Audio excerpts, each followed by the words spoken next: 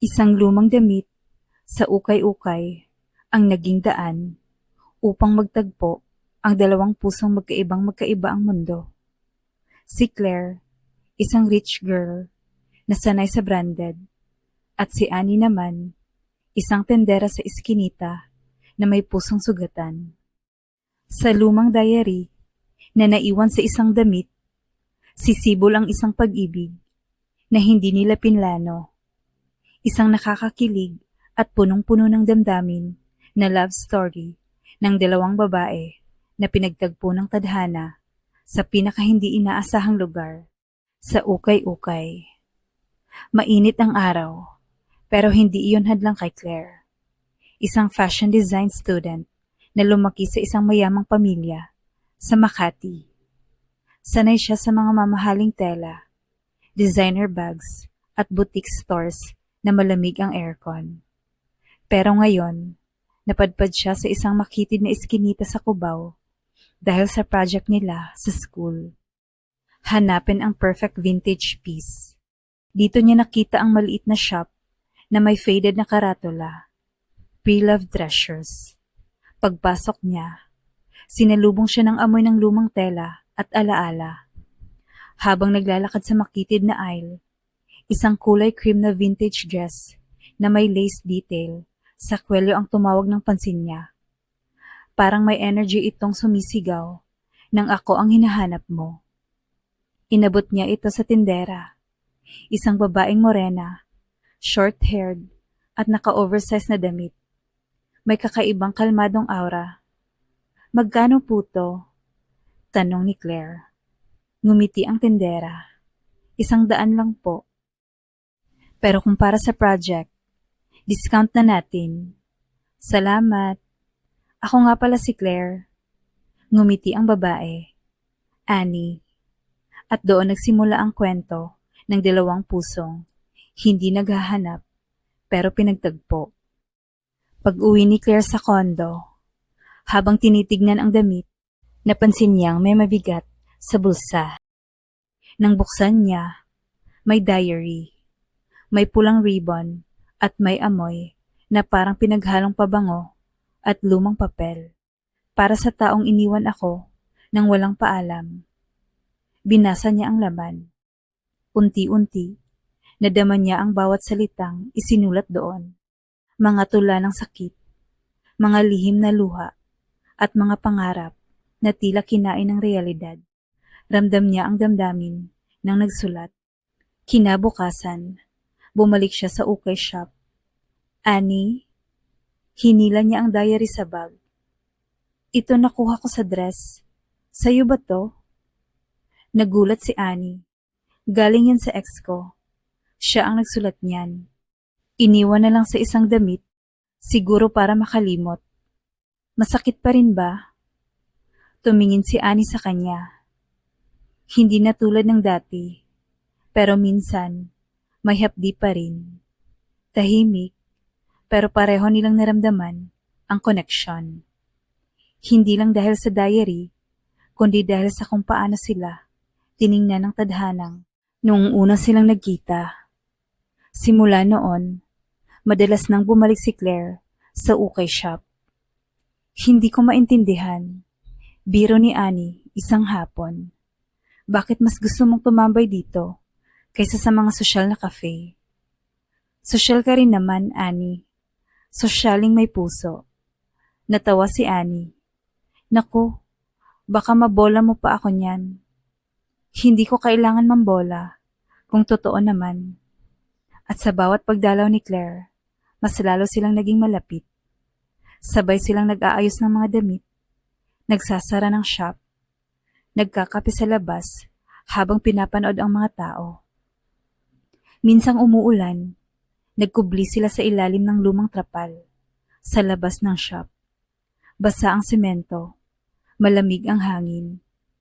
Anong pangarap mo dati? Tanong ni Claire, habang nakahawak sa mainit na tasa ng kape. Writer, sagot ni Annie. Gusto ko sanang maglabas ng poetry book, pero ayun, tinahi ko ang pangarap ko para sa realidad. Pwede pa rin naman, May diary ka, may boses ka, nandito ako para tumulong. Nagkatinginan sila, tahimik, hanggang sa marahang sumandal si Claire sa balikat ni Annie. Ang lambot ng balikat mo, bulong ni Claire. Ginawa yata talaga yan para sandalan mo. Biro ni Annie. Nagkatawanan. Pero may init sa pagitan nila na hindi maitatanggi. Pagkalipas ng ilang araw, nagyaya si Claire sa isang art exhibit. Baka gusto mong sumama. Di ko kasi feel mag-isa. Nag-atubili si Annie, pero sa huli, pumayag din. Kinagabihan, nakasuot si Annie ng simpleng black dress na bigay ni Claire.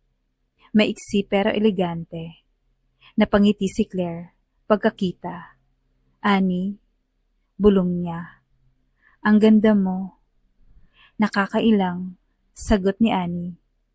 Hindi ko mundo to. Hindi mo kailangang bumagay. Kasi ako ang babagay sa mundo mo. Sa art exhibit, habang pinapanood nila ang mga paintings at sculptures, unti-unting lumalapit ang mga kamay nila sa isa't isa, hanggang sa magkadikit ang mga daliri. Paglabas nila, malamig ang hangin. Naglakad sila ng tahimik. Tumingin si Claire. Annie? Pwede ba kitang halikan? Sumagot si Annie. Pero siya ang unang lumapit. Magaan, marahan, at doon, sa ilalim ng ilaw ng poste, sa kanto ng Kalayaan Street, naglapat ang kanilang mga labi. Mainit sa kabila ng lamig ng gabi. Malambot, matamis, puno ng damdamin. Pagkahiwalay ng labi, parehong nakangiti. Kinabukasan, sabay silang nagbukas ng shop. May kakaibang liwanag sa mga mata nila. Parang lahat ng second-hand clothes sa paligid nila ay nagkaroon ng bagong saysay. Anong plano mo sa future? Tanong ni Claire habang nagkakape. Ikaw, sagot ni Annie. Ikaw ang plano ko. Tumawa si Claire. Kinurot ang pisngi nito. Minsang gabi, habang nasa loob sila ng shop, niyakap ni Claire si Annie mula sa likod. Gusto kitang pasalamatan, bulong niya, sa pagiging matapang, sa pagbukas ng sarili mo. Hinarap siya ni Annie. Salamat din sa pagtanggap sa mga luma kong bahagi. Nagkatinginan sila. Muling naglapat ang mga labi. Mas mahaba, mas maalab, puno ng pagmamahal. Sa mga lumang aparador ng ukay-ukay, nagsimulang tumahi ng bago ang kanilang kwento. Lumipas ang mga linggo, ginawa nilang reading corner ang isang sulok ng shop. Dito inilagay ni Annie ang mga dating diaries at poetry books na koleksyon niya. Tinawag nila itong kwento ng kasuotan. Lalong dumami ang customers. Hindi lang para bumili, kundi para maranasan ang kakaibang ukay na may halong kwento at puso. Isang hapon, may dala si Claire. May surprise ako sa'yo. Inabot niya ang maliit na box. Binuksan ito ni Annie. Isang mini poetry book, printed. Pinapublish ko na ang mga tula mo, sabi ni Claire. May nag-order na online. Napaluha si Annie.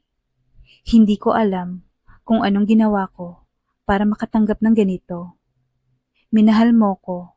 Sapat na yon.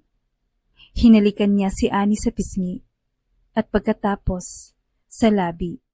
Doon, sa gitna ng shop, sa harap ng mga damit na tila saksi sa kasaysayan ng maraming buhay. Sila ngayon ang bagong kwento. Ngayon, kilala na ang ukay shop nila bilang tagpuan, ukay at kwento. Si Claire ang nag-design ng bagong branding. Si Annie naman ang muse at puso ng shop. Sabay pa rin silang nagkakape tuwing hapon, nagsusulat nagtatawanan, nagmamahalan. Sa bawat damit na binibili, may kalakip na tula o maikling kwento. At sa bawat customer na pumapasok, dala nila ang pag-asa na baka, tulad ni na Annie at Claire, matagpuan din nila ang pag-ibig sa pinaka hindi inaasahang lugar.